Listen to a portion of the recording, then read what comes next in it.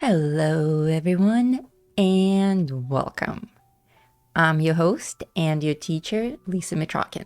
And today I have something very special for you. This came over from my student requests over in the Academy and over on Patreon. My students have spoken and they said that they want to learn how to do skin tones on old faces. This is a very interesting topic, and the approach to old skin is a little bit different than the steps that we follow to achieve beautiful, flawless, young skin on our coloring models. So let's dive right in. This is the final outcome that we will get on this skin tone. So let's examine this image first before we start applying any kind of color pigments to it. As you can see, it's not finished yet. Only the skin tone is finished. There will be part 2 where I will also add the fabric and the coins and the cat and all of that. But the skin tone on the face and the hand is already complete. What can we notice here that's different from, let's say, something like this? For me, the first thing that jumps out on the skin tone is the variety of unusual colors. I see a lot of blue here, I see a little bit of violet, and I see yellow mustard tones.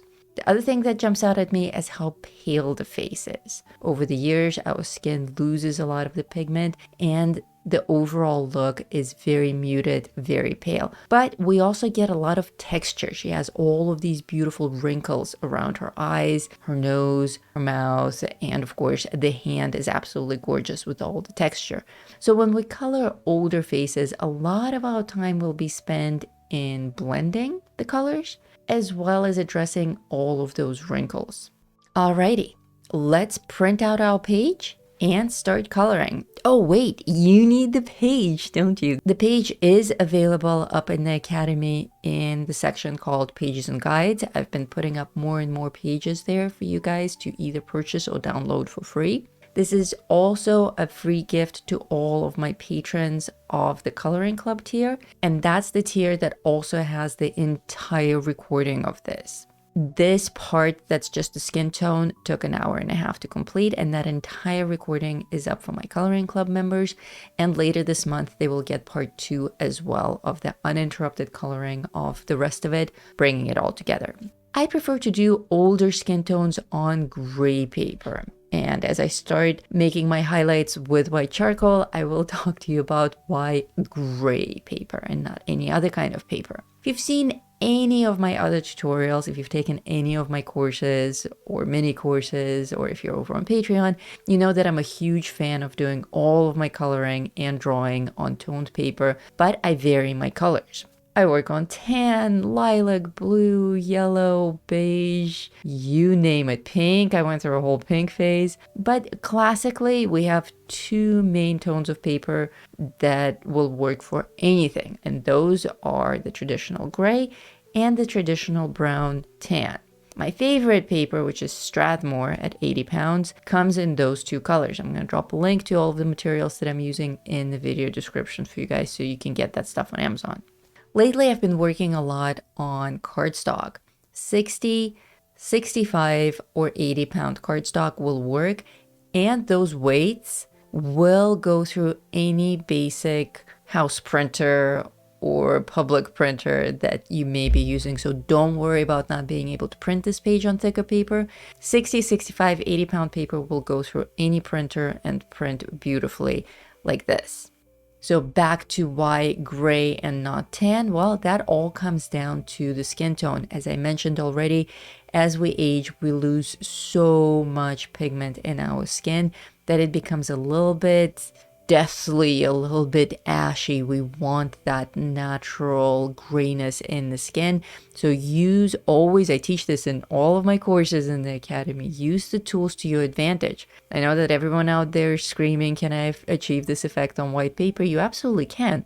But every time we work on white paper, we're actually fighting against that white pigment. Paper isn't meant to be white. Nothing in this universe that we perceive with our eyes is actually on a pure white background. We already have an infusion of color in everything that we perceive.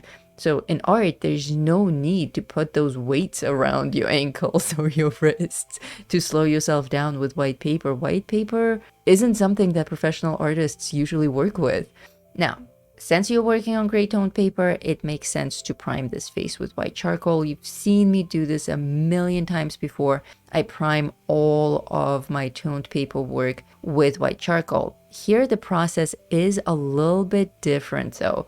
Because the face is so heavily textured, we do have to spend a little bit more time really adding those pigments to every single wrinkle, especially on her chin. Her chin is very textured. So while with a smooth skin tone, we could use broader brush strokes. Well, I call them all brush strokes, but really, pencil strokes, white charcoal strokes. We can use wider strokes. We can do fast shading with bigger movements, with larger movements of the hand, just to get that white pigment on the face and then use a Q-tip to blend it. Here, we can't really do that. We do have to use a completely different muscle group on our fingers to add those little circular shading effects to every single one of these elements on her face. So that is a little bit time consuming, but it's extremely important. Don't skip this step. And again, you guys, if you want to see every single one of my hand movements in real time, those recordings are over on Patreon. All you have to do is join the coloring club. Remember that you don't even need to commit to anything. When you join any membership level on Patreon, you can join for a 7-day trial and have all that content available to you. Now, granted, you will lose it if you decide to leave, but at least for those 7 days, the content will be available to you for free until you decide to upgrade and actually join that tier. So if you want to test drive any of these experiences, that option is available to you. Don't just hang out as a free member because you don't get access to anything as a free member. You do actually have to join as a free membership trial to get access. So that's a little detail that's new to Patreon. We can still use a Q-tip to blend this a little bit, but not in as broad strokes as we used before on smooth skin. And one last note on the white layer, even if you ignored all of my advice and are still working on white paper, I highly recommend that you still follow the steps and add the white either with white charcoal or a white Prismacolor. Following all the same steps, it's going to be a little bit more difficult to see because your background is white, but it's important to prime this face, to prime the lighter areas with any kind of colored pencil or white charcoal pigment so that it will affect our smoother blending in the end. So I recommend priming with white regardless of the kind of paper you're working on. Now, our first skin tone color is a little bit scary on this and a little bit counterintuitive. This color combo works brilliantly on any old skin tone, any old pale skin tone, but it may not be the color combo that you imagined. Naturally, you probably wouldn't have gone for this really red looking pigment. This is a color called Hannah from the Prismacolor set. This is PC 1031. And with this Hannah, I'm doing what I call underpainting.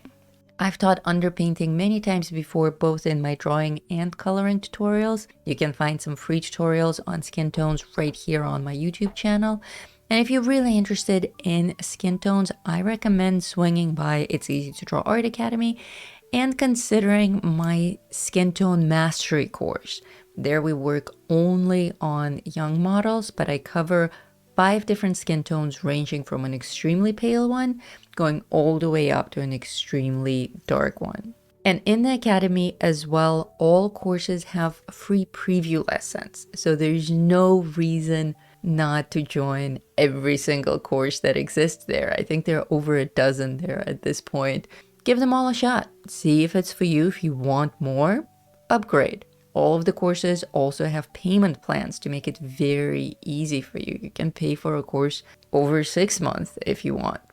But I highly recommend that if you are into portraits, if you like coloring skin tones, if you know that you're interested in skin tones, that you start with skin tone mastery and really understand not just the application of color, not just the shading techniques, but how to create your own color combos. In every single one of the skin tones that I teach there, I don't just present you with my own skin tone color palette for that particular effect, but I also teach you how to create your own palettes for any single skin tone imaginable. After completing that course, you will be able to create a color combo for something as complicated as this as well. So this is shaping up pretty nicely. As you can see, the word underpainting is speaking for itself. The effect that we're achieving here is basically a monochromatic sepia style illustration. So it's kind of like grayscale, but it's in this reddish tone. How is this different from the original illustration? Well, instead of just gray, we now have this slightly scary kind of pinkish, reddish, partially terracotta kind of a color. If you don't have Hannah specifically, find something in your pencil set that matches this very strong reddish brown. What we don't want at this stage is anything on the yellow side. If you're completely new to coloring with colored pencils, stick around. I teach a lot of these techniques on this channel. And of course, how to use colored pencils like a pro, my flagship course, teaches you all about pencils, pencils as a medium, how to pick your colors, how to pick a color without actually matching pencil names, and all that technical stuff. So that's how to use colored pencils like a pro. Another course that I highly recommend that you explore, go through those free lessons, pick up some new tips and tricks, and arm yourself with university level knowledge for these kinds of effects. Another pro tip that I'm going to give you guys for this short and sweet tutorial is anytime you're working with skin tones, do it systematically, one color at a time, adding that effect to everything. So in this case, our skin tone covers her face, her neck, and her hand. So with this first pigment that we've selected, we need to make sure to cover all of these areas. If you try to do it area by area, like do the entire part around her eye or her nose with all the pigments, and then move across the page in chunks, applying the same pigments to her other eye, then to her lips, then to her hand, you're not going to get the perfect balance of colors. It's going to seem off. There will be areas that will be a little darker. She may come out looking like she has a black eye or some weird pigmentation issue on her hand. It's just, once again, not how professional artists work. And the way that I teach my students is the way that I work as a professional artist. I want you guys to have the same skill set as I have, which is absolutely attainable for each and every one of you if you follow my guidance, if you follow my steps. The other thing that I've done here with this primer color, with this underpainting color, is that I trailed it off a little bit into the shadows. Notice that there are no hard lines here at all. Even though the pigment is for her skin, notice that I applied it a little bit to her hair as well. I'm applying it a little bit to the edges of the cat. I applied it in those dark areas between the beads and the coins around her neck, and even a little bit into that tapestry, into that fabric that's over her head, and also that medallion in the middle of her forehead.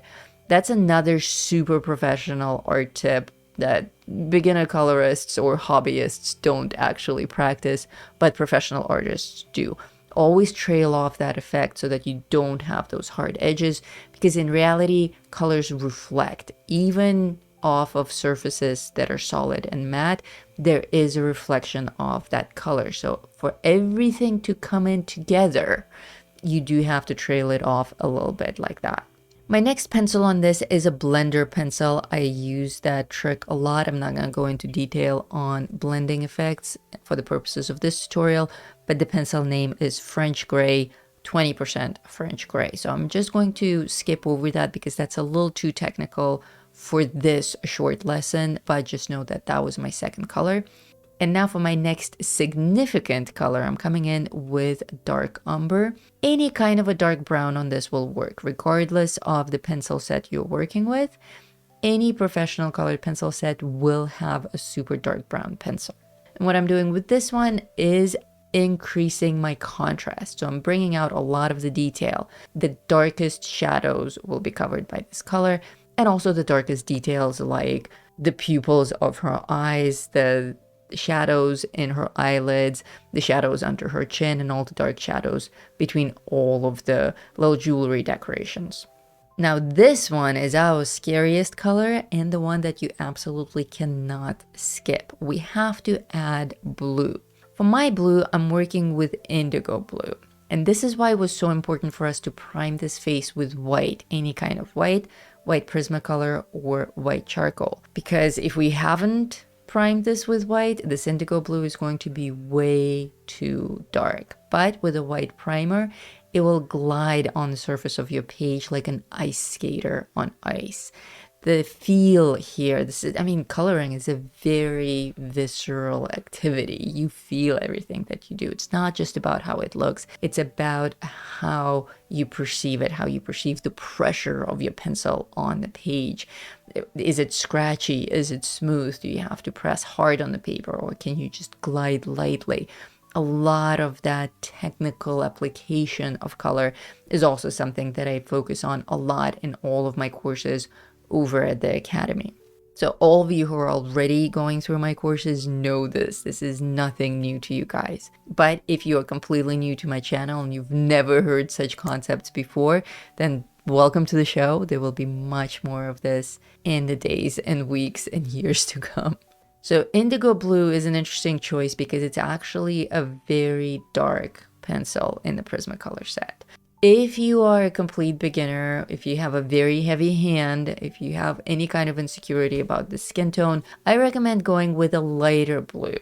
Me, I'm extremely comfortable with my tools, so I can use a very dark pencil to create an extremely light effect, understanding my shading technique and understanding my blending technique, especially with that primer white. But if there's a little bit of uncertainty, if you're scared of using a really dark color, go with a lighter one. Look at the level of blue that I'm getting here. It's very subtle. It's a light blue, but it has to be present and has to be all over the place. That's that little touch of death that we were talking about in the beginning when we started talking about the older skin tones. That absolutely has to be there. This is what will make her not just wrinkly like babies are, but old. This skin has lost its pigment. We can see the veins through this papery skin. We can see that life is already draining out of this woman. She is not a healthy young individual, and that's exactly the effect we're going for. So this is the absolute scariest part, but it's completely necessary. And at the end of this step, this is what it will look like. Again, a little bit over the top. We don't want that much blue in her face in the final version, but you have to push through these steps. You have to have this much blue at this stage. If you feel like much of this has been washed out in the process so far, in real time, I'm about an hour and 15 minutes into this coloring. So if after that time you feel like you're losing some of the detail or you're losing some of that brown undertone, you may come back with some other mid-tone reddish browns to bring some of it back again.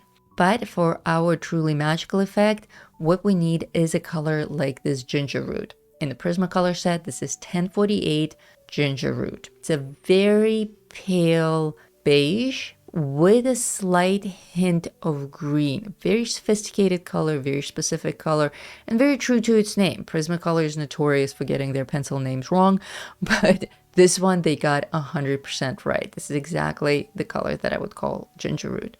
And this Ginger Root will serve two purposes here. It will bring in that yellowish tint that we get in old pale skin. We're dealing with a Caucasian skin in this particular example, and this kind of a yellowing effect will happen in someone who had a pale skin tone to begin with. So this ginger root will bring out that yellowing of the skin, but it will also serve as yet another blender. There's much blending here happening, but you must be careful not to blend too much to destroy those wrinkles. If that happens, if you smooth out the wrinkles too much, come back in with your really dark deep brown. In my case, it's a PC 46 from the Prismacolor set. That's actually called dark brown. So notice that I'm constantly going back and forth. It's not just step 1, step 2, step 3.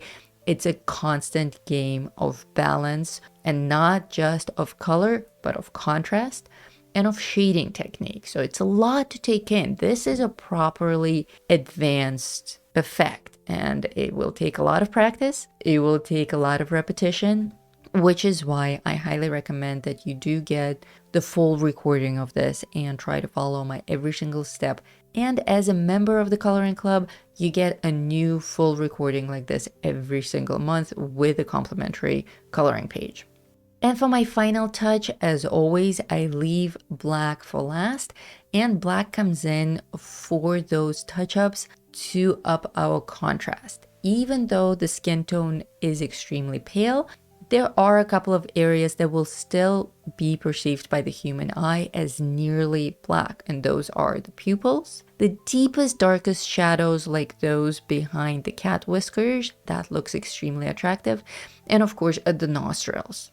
Regardless of how pale her skin is, it's deep dark space in there. Those areas we do want to bring out with pure black, and as you can see, it really makes the whole thing really stand out. I've also added a lot of my own effects here. You probably noticed that I freehanded some more texture onto her face. I've freehanded some warts and imperfections onto her skin to make it a little bit more organic and original. I didn't cover any of that in this short tutorial.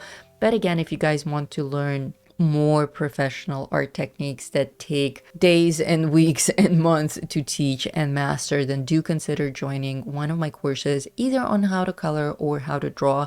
And if that's an art form that you really want to pursue and advance, and to be able to create these effects not as follow-alongs, not as color-alongs, but on your own time, infusing them with your own decisions, then absolutely invest the time in learning. Come by the academy, try out the buffet of free lessons that I offer there, and see which path is perfect for you. Do you want to take the path of learning how to draw? Do you want to take the path of learning how to color? How to use colored pencils like a pro will lead you into more advanced courses like how to color gemstones, or how to color skin tones, advanced light effects, light illusions with colored pencils, and so on. Learning how to draw, we start from scratch. Which tools to use? Do you start with charcoal? Do you start with pencils? Which one produces a different result? If you enjoy that, then perhaps take it further to portrait drawing and so on. Well, I'm not going to give you a full walkthrough of the academy, just swing by and check it out. And remember, that's where you get this page anyway, so you'll probably be there in Pages and Guides, browsing through pages to print. So have fun with this effect. Please remember to share your colorings in my community. I'm going to put a direct link to it in the pinned comment of this video. So just click on that, follow the link, join the community, and share your pictures there. And who knows, maybe your coloring or drawing will end up on my wall of fame next month. Thank you so much for watching, you guys. Especially huge thank you to all of my channel members and my patrons. I love you guys, and I'll see you in the next video.